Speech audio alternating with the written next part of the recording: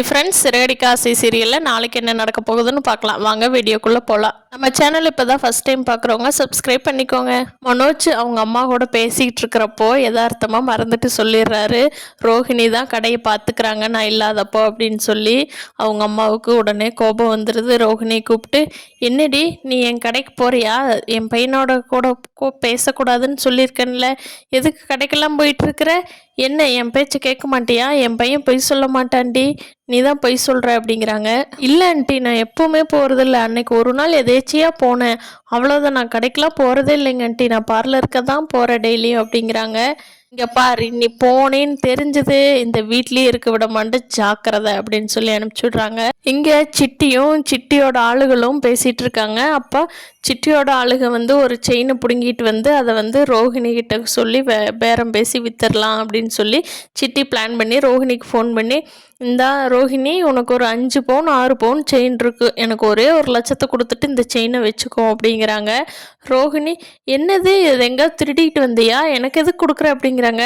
இங்கே பாரு, இது உனக்கு நல்ல ஆஃபர் தான், 5-6 பவுன் இப்போ யார் 1,00,000 கொடுக்குறா, இந்த வச்சுக்கோ அப்படின்னு சிட்டி கேட்குறத பார்த்துட்டு ரோஹிணிக்கு மனசு மாறிடுது. சரி, நம்ம அந்த செயினை வாங்கி அத்தைக்கு கொடுத்து அத்தை கொஞ்சம் சமாதானப்படுத்தலாம் அப்படின்னு நினச்சிட்டு சரி கொண்டான்னு வாங்கிக்கிறாங்க. மனோஜ்கிட்ட 1,00,000 வாங்கி கொடுத்துட்டு அந்த செயினை எடுத்துகிட்டு போய் வீட்டில் அவங்க அத்தை கிட்ட கொடுக்குறாங்க. அவங்க அத்தை, என்னடி எங்கேயாவது திருடிக்கிட்டு வந்தியா, எனக்கெல்லாம் நீ வாங்கிட்டு வர மாட்டியே, இதுக்கு வாய்ப்பே இல்லையே, எங்கே திருடிக்கிட்டு வந்த அப்படின்னு கேட்குறாங்க. அதுக்கு ரோஹிணி, என்னங்க அத்தை, உங்களுக்காக கஷ்டப்பட்டு வாங்கிட்டு வந்தேன், இப்படி சொல்கிறீங்களே அப்படிங்கிறாங்க.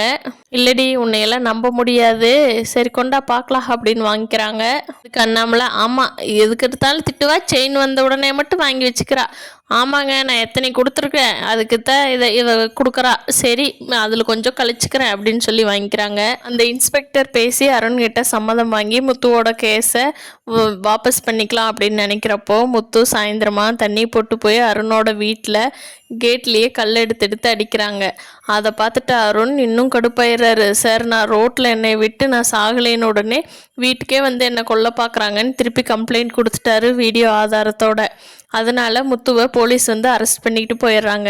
மீனா இந்த பிரச்சனையிலிருந்து எப்படி முத்துவை வெளியே கொண்டு வர்றாங்கன்னு நீ வரும் நாட்களில் பார்க்கலாம். இந்த வீடியோ பிடிச்சிருந்தா லைக் பண்ணிக்கோங்க. தேங்க்யூ.